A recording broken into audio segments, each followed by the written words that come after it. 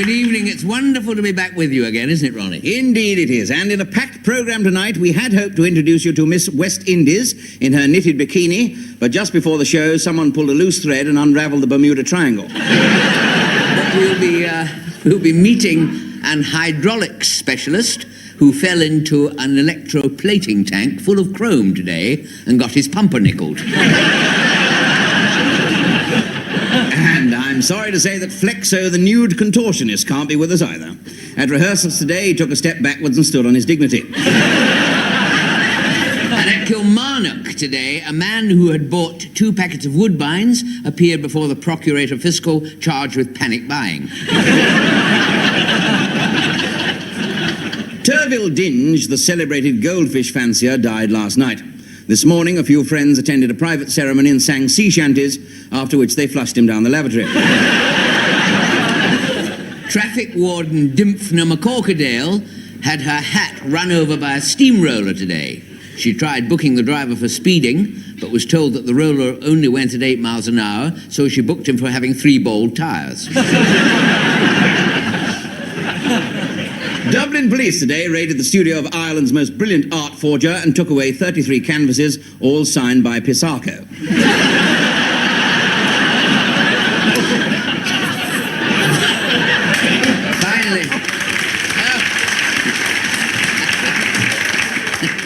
Finally, the National Health Service's money-saving scheme for Harley Street starts tomorrow. There will only be 1 stethoscope for the whole street, but all doctors will have a party line. But now a sketch featuring Mr. Ronnie Corbett, who used to be a model husband, but recently took up with the Cindy doll.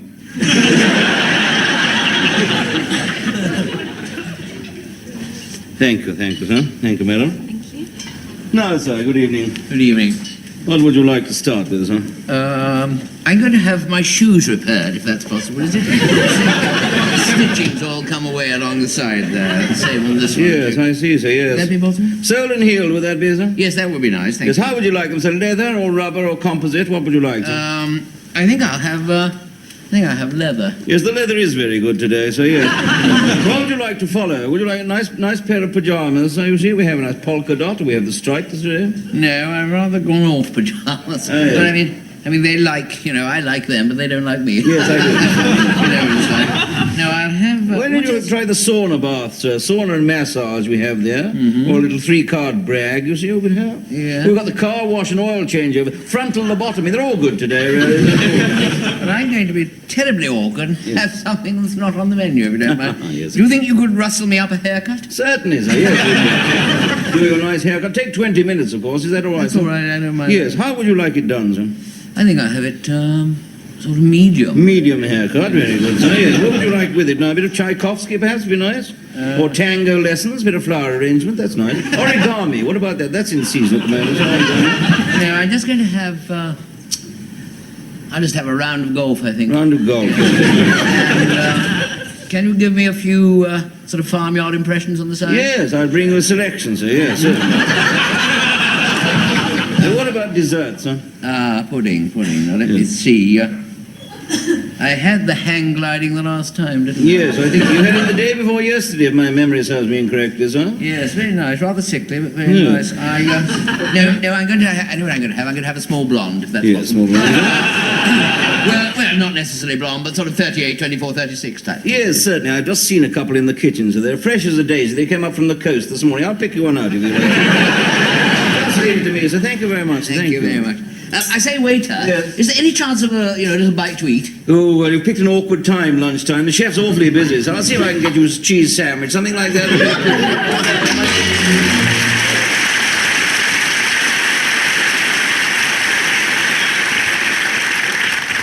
Good evening. When they came to me and asked me to say some kind words about British Rail, frankly, I told BR to be off. Then they offered me £1,000. I said, I'm not a man who can be bought. Then they offered me £2,000. Good evening. British Rail is a wonderful institution. But we do have our problems. Now, one of them is passengers. Did you know that every second, 17 men, 13 and a half women, and a brown paper parcel get onto a train? And that 17 men and 13 women get off? though not necessarily with each other, which only leaves half a woman and a brown paper passport. And that's no good to anyone, is it, be honest? Oh, I don't know, though. Another problem is the weather. Now, due entirely to unforeseen circumstances, winter has arrived this year. Yes, we've got more frozen points than a topless bar at the North Pole. This map here shows the lines that are affected by engineering works over this weekend. So if you're trying to go anywhere from anywhere, you will just have to go via somewhere else. And believe it or not, some people have even complained about British Rail food, saying it's not absolutely tip-top value. Well, I mean, look at this. That's a load of rubbish. Look at this. Look at this cup of tea. I mean, have we doubled the price? Certainly we have not. Mind you, we have halved the cup. Now, look at this pie. I've had a letter. I'll read you a letter that I've had concerning this pie. Dear sir, all the way up to Glasgow, all they had in the buffet was a plastic knife and one individual beetroot pie. I couldn't even cut it. Yours, Arthur Fingers. Now, that's ridiculous. Nonsense. Nonsense. Look, I mean, here is the knife, and here is the pie. I mean, look at that.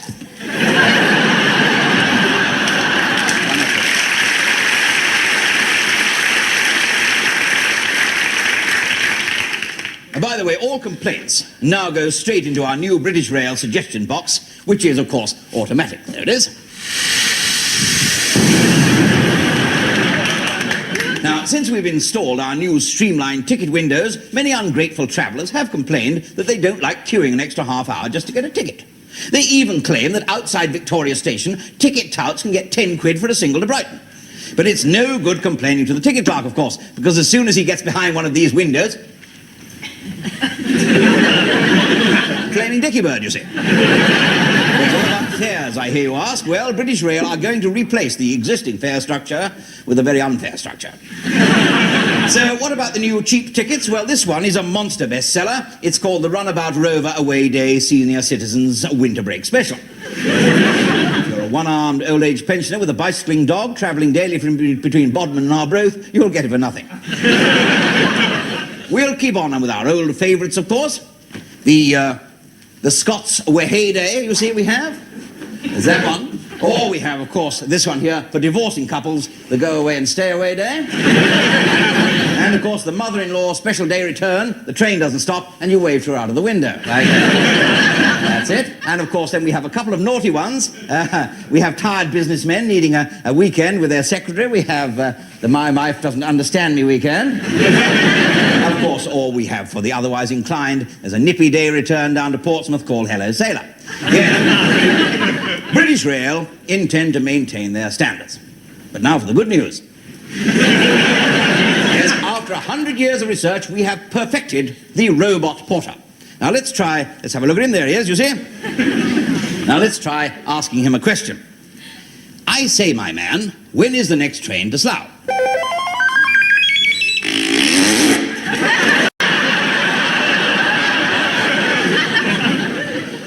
Don't ask me, mate. There we are, you see. Every bit as good as the real thing. Let's test it further. I say, my good man, I wonder if you could carry this small suitcase for me.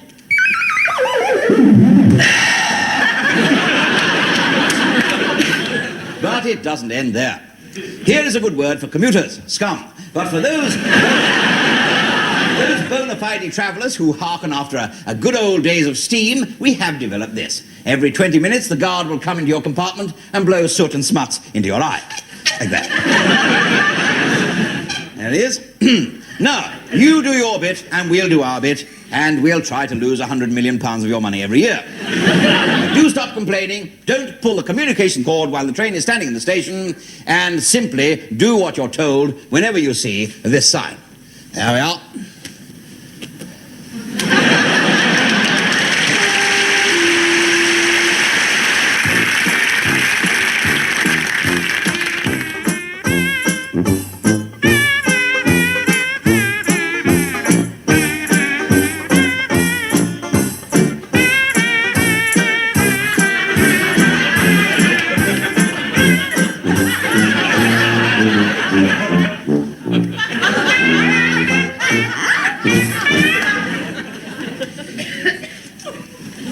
Yes, well, the fact is, I never bother to wear any nowadays, you know, unless Sid's in the house. I don't leave mine off, dear, if George's around. Why not? Afraid he might tread on your bunion? No, he's got this thing about bare feet, you know. Odour. What, eau de cologne, you mean? Yes. No. Well, yes, he does like eau de cologne on feet. Oh, does he? That's funny. Sid likes tomato ketchup on tongue. I often dab a little bit behind my ears for special occasions, you know. What, tomato sauce? No, dear, eau de cologne. Oh, yeah? It's meant to make you sort of energetic, you know. Or your partner, at least, energetic. I'm worried about Sid's energy, you know. Didn't know he had any, dear. No, that's the trouble. Do you know he hasn't got enough to get up in the morning? What do you put that down to, then? Well, he says it's a world shortage of energy. Yeah, it's silly, isn't it? I mean, it's like his shirt. What's up with his shirt? Well, that's short as well. They don't put no tails on them these days, do they, eh? I've had to sew a hanky across the bottom to keep the draft out. Very wise, too. Wouldn't do to have him catch cold, would it? No, or to blow his nose on the bus. You know what you ought to do about his energy problem, don't you? What? Shoot him. Shoot him? Shoot him at the doctor's, dear. Get some professional advice. Oh, I've already done all that. Oh, yeah, that's all done. Yeah, he's put him on monkey glands, love. Yeah, he's been completely rejuvenated throughout. Monkey glands? Does it still work then, dear? Well, I'll tell you one thing. He never stops eating nuts and bananas. Oh, look at the time. I must go and give him his medicine now. Oh, yes. Where is he? Laying about up the bedroom? No, he's swinging about up the tree.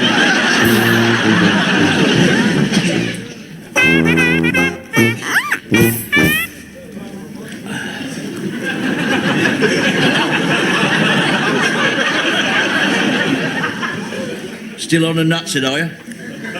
Can't seem to give him up, George. Yeah. You been at the doctor, then? Yes, I went up to see him. He can't help me, though. He says medical science ain't caught up with me yet. Did he look at it at all? Oh, he had a look at it, yeah. Prodded it about, you know. He even hit it with one of them little hammers, see what No reaction at all? No, not a twitch, no. He said if it was a car, he'd dump it. So it looks as if I'm stuck with my old knee after all. Of course, knees have run in your family for years, ain't they? Oh, yes. Lazy cartridges, you know, lethargic kneecaps. Yeah, they've been a curse of my family since time immemorial now. Yeah. Which doctor do you see, then? Do you see the Indian one, do you see? I don't know which one it was. His name was Ram Jam Butty. No, I think he's the Irishman. I think he's the Indian fella's the other one. He come all the way from Calcutta. Oh, really? No good phoning him in an emergency, then, is it?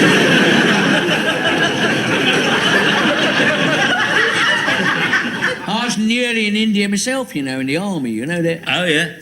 What stopped you then? Well, I had these feet. Oh, yeah. Well, I still have, as a matter of fact. Oh, yeah? And I was they're down there somewhere, not far away, but they're down there. I was excused boots, you know. Oh, yeah. Light duties. Of course, I was in the war. Well, so was I in the war. I don't remember you. Well, to be fair, there were quite a lot of us, weren't there, eh? Yeah, I don't remember your impression you made on the war effort, like. Well, I said I was excused boots, wasn't I? I mean, you can hardly liberate Rome in plimsolls, can you? I mean, as soon as I received my call-up papers, I volunteered, mate. No mistake. Yeah, I did. I volunteered for the Guards. The Guards? What, British Railways, you mean? No, the real Guards, yeah, Guards. What, Grenadier Guards? What, them great big tall strapping blokes? Right. Yeah. I would have been in the Guards and all, had it not been for my eyes.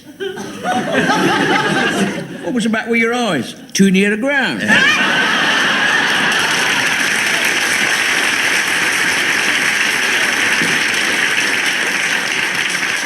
You know why we didn't see each other so much during the war? You know why? Because you were in the Navy, weren't you? I was in the Army. Our leaves only coincided once, didn't it? That night we met Lily Need, didn't we? That's right. Yeah. See? That was the fact of it. I remember that because I was dressed in my khaki and you were done up as a sailor.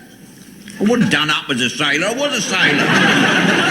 Never forget that dancing ballad, all the girls with party dresses on. Ede and Lil really stood out, didn't they? Yeah, and that's because they were the only two wearing gas masks, weren't it? Come to think of it, you know, I think the war was responsible for my knee, you know. Hitler's got a lot to answer for you when you think about it, hasn't he, eh? All my sorties into unoccupied Europe. What are you talking about? You were stationed at the Navy Depot in the Fulham Road. You didn't believe that, did you? Half naive. That was just a ploy put out by naval intelligence. No.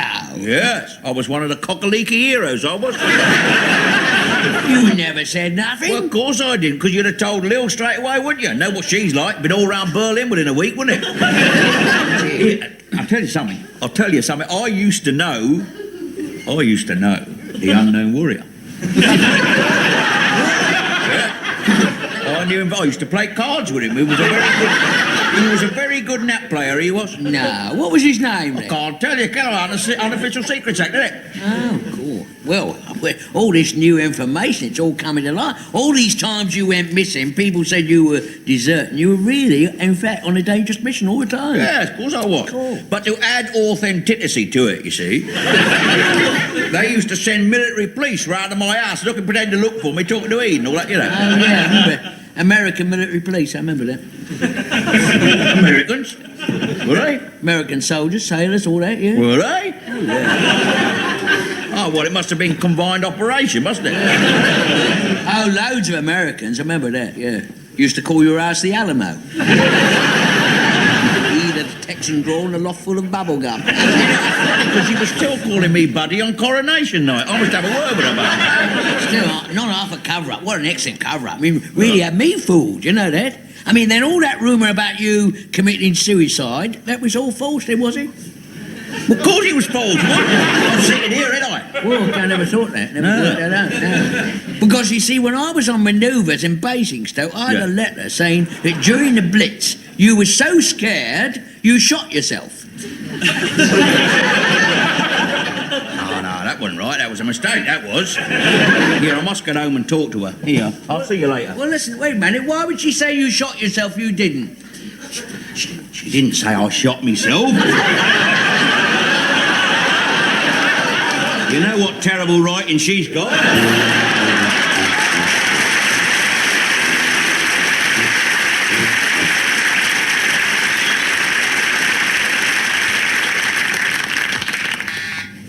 Send the next one in, will you, Miss Rennick?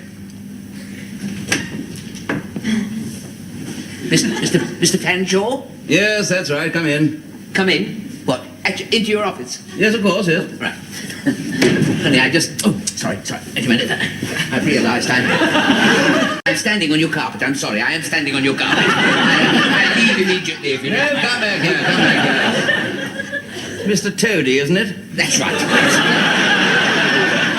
Come about a job, have you? Oh, yes, sir. How observant of you. That's right, sir. Yes, I've come. Well, do sit down, will you? No, I'd rather not, if you don't mind. I'd just stand here and grovel, if you don't mind. All right, whatever makes you comfortable. Yes, yes. Cigar? Oh, I'm sorry, sir. I should have thought of that whenever I came in. Of course, have one, by all means.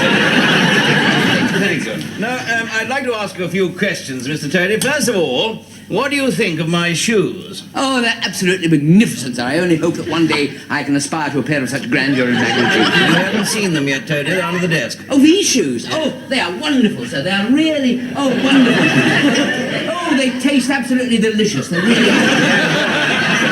You can get up now. Have you got any references, Toady? Well, I have this from my previous employee. What's this? It's an autograph. To Uriah Toady, my favourite bootlicker. I see. You've always been a bit of a bootlicker, have you? Well, I like to think so, sir, yes. Would you mind crawling around on the floor for a few moments? Oh, that's wonderful. What a lovely That's carpet it. this is. Now then, tell me about your education. Well, sir, not much of an education. I mean, unless you count Cambridge. I mean, I've just spent... Cambridge. You went to Cambridge, did you? Yes. I went to Birmingham Polytechnic myself. Oh, lucky you. Oh, dear. Oh, how I wanted to go to Birmingham Polytechnic. How I wanted a place there.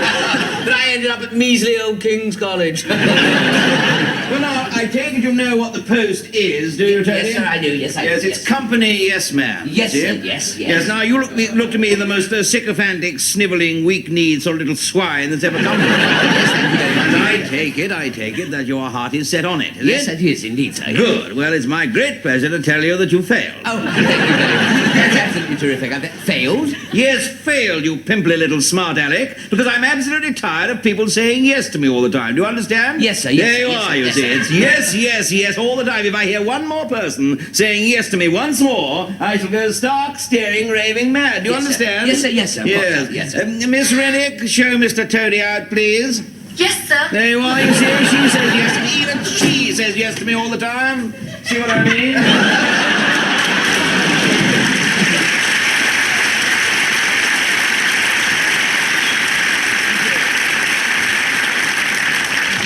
Now, tonight, instead of a joke, I'd like to relate a rather amusing little incident that happened to me a couple of days ago. In fact, I was telling it to the other members of the cast here just before we came on, and laugh. Well, what if they didn't? I mean, it was understandable, really, because, to be honest, most of us here are a little bit upset at the moment over a nasty accident that took place this afternoon in the next studio. It was during a rehearsal of one of those big variety shows. The acrobat had just put on a pair of his tights, you know, and was doing a rather novel balancing act. And he was straddling a couple of high chairs, wondering whether or not to try and do the splits, when suddenly both chairs collapsed underneath him, and he was torn between two stools. It's very tragic, especially for his wife, you know, who's now trying to pick up the pieces. It's symptomatic in a way of how everything is falling into disrepair at the BBC. This seat, for example, I have to sit on, is getting more uncomfortable every week. I told the producer this morning, I said, I've had enough. I said, there's an awkward little lump in this chair. He said, don't I know it? I said, now look, there's no need for wit. That's not like you at all, I said. The solution is perfectly simple. I said, the cushion needs stuffing. And his reply is in the hands of my solicitor. However, I shouldn't really go on about our internal problems. It was a bit undiplomatic of me, because tonight, being the last of the series, I'm pleased to say we have got the controller of BBC One in the audience. Come along for the free drinks afterwards, I suppose.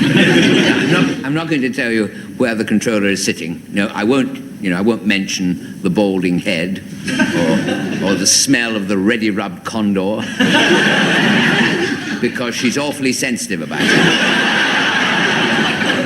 No, that's not true. That was just a bit of comedy I threw in. The controller of BBC One is, in fact, a highly distinguished and important gentleman. Or so he keeps telling us. The reason I mustn't point him out is because he is sitting with his secretary, and she is a little shy, with coconuts to match. As a matter of fact, I've known our controller for a long time now, because he was, when he was head of BBC of Comedy, he was one of the first who put forward the idea of this show, The Two Ronnies, starring Ronnie Barker and Norman Wisdom. Everyone could see it wasn't quite right, so they held a very big meeting. It wasn't far off, mind you. So they held a very big meeting, and the top comedy producers, you know, the cream of the BBC, plus one or two old yogurts. And eventually my name came up as a replacement. The Two Ronnies, starring Ronnie Corbett and Norman Wisdom. Now, it was all, to be honest, it was very flattering, because at the time I was completely unknown, and I didn't even recognize my own face in the mirror. And work was thin on the ground. I remember around that time I was trying to earn a crust as a small-time male stripper. No, I used to do very cheap hen parties, you know. You've been at one or two, I think. And after they'd had all the food and drink, the climax of the evening, I used to leap out of a sausage roll. Then slowly strip down to my thermal underwear. It was quite erotic, actually. A lot of women used to jump up onto the stage and feel my muscles. The rest used to jump up and feel my pulse. That is really, by the way, and has nothing to do with the incident I set out to tell you about, which occurred the other night when I'd gone along to our local Jewish pub, the Kosher Horses,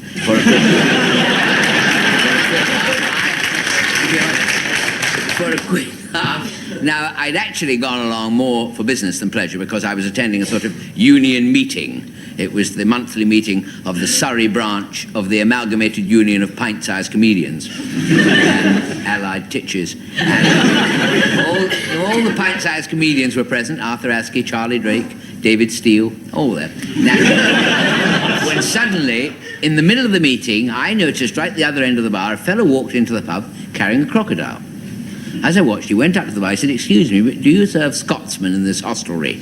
The barman said, "Certainly," he said, "Well, you give me a pint of beer and 2 Scotsmen for the crocodile." Well, the barman, not wanting to cause a scene, pulled a pint and handed over 2 Scotsmen who were sitting in the corner, whereupon the crocodile promptly ate them up. Well, 15 minutes went by, the chap came up and ordered again. He said, "A pint of beer and 2 Scotsmen for the crocodile." Once again, the barman gave him the beer and called over 2 more Scotsmen who were in the other bar, wringing out their beer mats into the glass. And again, the crocodile just ate them up. Well, this went on for another hour or so until finally the chap came back again. He said, "Same again, pint of beer and 2 Scotsmen for the crocodile." The barman said, "I'm sorry, we're clean out of Scotsmen. We've got none left. We've eaten them all." And to my horror, his eyes travelled up the bar to the table where my party was sitting. He said, "I'll tell you what, though." He said, "We haven't got any Scotsmen." He said, "But do you think he'd fancy Ronnie Corbett, Arthur Askey and Charlie Drake?" Chap said, "Shh, for God's sake, whatever you do, don't start him on the shorts."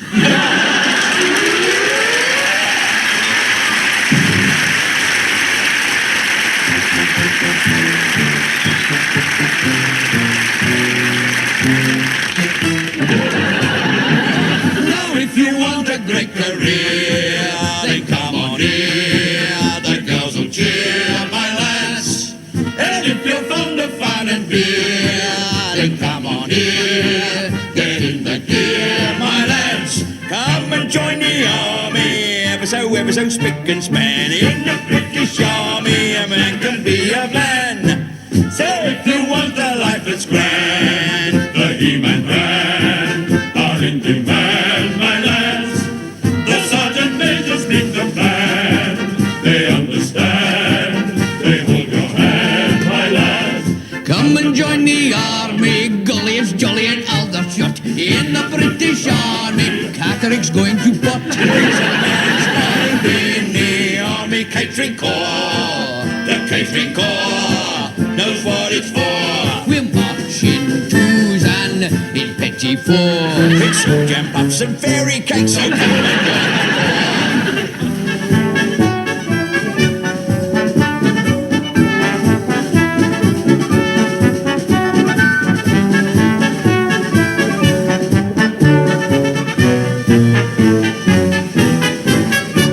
You'll find lots of men like to drill with a brain when they're home on the range with the rifle. But here in the Corps, we get thrills by the score, doing things with the bun and a trifle.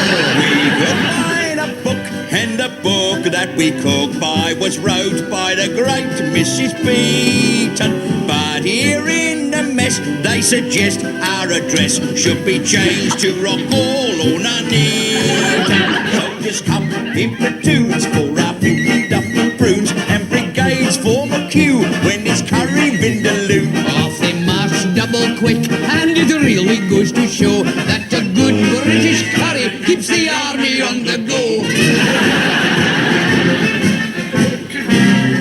Oh, we did a Buffy on Saturday night, terribly smart and terribly bright. Majors at the time of their life, especially with the brigadier's wife, who was getting quite amorous on champagne. She likes a little bit now and again. Married to rank, built like a tank and remarkably Salisbury plain. There was Colonel Kettering wearing spurs, marked distinctly his and hers. Lady Felicity earning applause, winning a raffle and losing her drawers. And a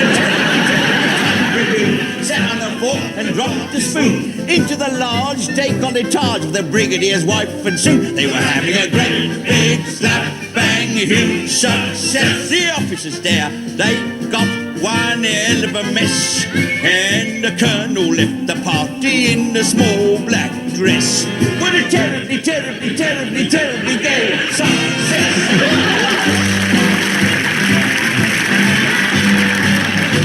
Now I'm a popular pastry cook, my puddings are ever so light. There's one little dish the girls all wish for every Saturday night. It's roly-poly, roly-poly, roly-poly, roly-poly, just a little bit more. A sailor went sailing around the world and came back to the coast. As he got off the yacht, I asked him what it was he missed the most.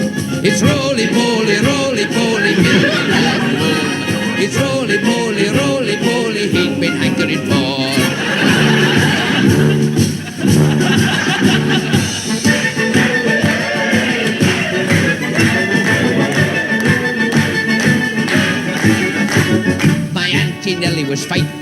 when she was 103. A man from the telly, he asked old Nellie, said, what she kept, said she.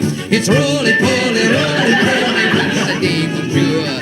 I'll roly-poly, till I'm 104. We don't go out and manoeuvres much, our march is rather dire. But our meringues have a lovely touch the colonels all admire. When the bugler blows his trumpet, we'll ignore it, he can lump it. But we'll stay home and toast our trumpets round the kitchen fire. There's lots of praise for our canapes, they're what the gourmet seek. And people say that our pork patty's got flavours quite unique. Fanny Craddock starts to waver, Egon Roney says the flavour drives him mad. The kitchen cat's been missing for a week. Always tea in the one for all the squad, we boiled it up in vats.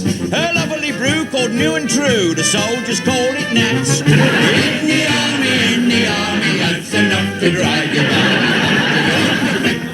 The army keeps record. It's haddock and chips and navy ships, and in the RAF they're making the most of beans on toast till jet lag makes them deaf. In the Navy, they've got cockles in the gravy, but it don't affect us, for we're in the catering corps. We're rather short of privates in the catering corps. The officers will have to rough it. The colonel says we gotta roast one chicken more.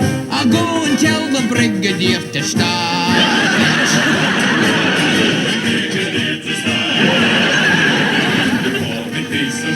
There's what the law. You'll never get a crafty copper. I've really got to bake a cake before lights out. I think I'll try a tart when I've had supper. We've got, what have we got? What have we got? Rissoles. What have we got? Rissoles. Feed and pat and run, each for half a pound. Army rissoles are renowned. So when they boo our Irish stew, we'll say you too. We made a hash of bangers and mash, it's true.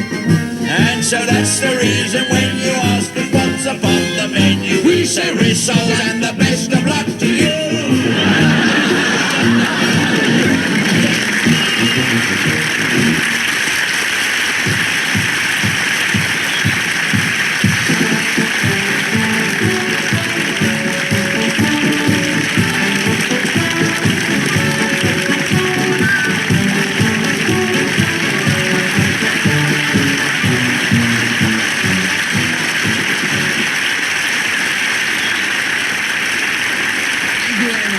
Well, that's all we have time for in this series, but before we leave you, a few items of late news. Miss Raquel Welch, in an American TV interview today, talked about the advantages she'd had in her acting career. She admitted that her bust had opened doors for him. Latest bulletins say that the porter who sat on a red-hot cinder at King's Cross Station is making good progress. He was right on time as he steamed through Newcastle. And happy news tonight from Lord George Davidson Circus. The tattooed lady is pregnant, and both she and her husband, the India rubber man, are very happy. They don't mind if it's a boy or a girl as long as it fits into the canon. Here's some late football news. The St. John's Ambulance 11 and Hypochondriacs United game has just gone into the 265th minute of injury time. And popping through your letterbox tomorrow morning will be a little message from the post office promising you a much faster delivery service in 1976.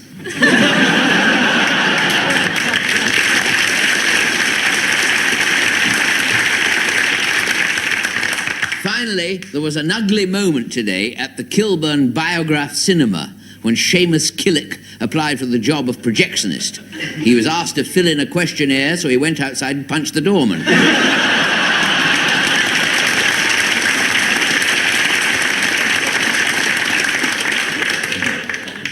And next series, in a new feature entitled The Greatest Shock of My Life, we shall be hearing from the one-legged Scotsman in a kilt about the time he was standing in the lampshade department at Heels. And an assistant came round putting in light bulbs. Until then, it's good night from me. And it's good night from him. Good night.